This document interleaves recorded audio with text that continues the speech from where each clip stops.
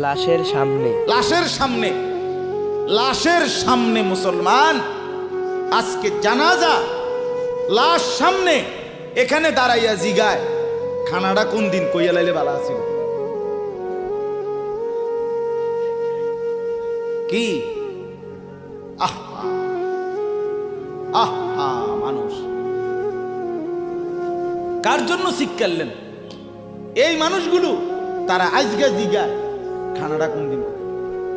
4 দিন না খানাটা কি সোমবারে করলে ভালো হয় না মঙ্গলবারে করলে ভালো হয়? কত অনবুঝ করে লাইলে ভালো আছিল। লোকজন কি আর আবার ফাইবেননি?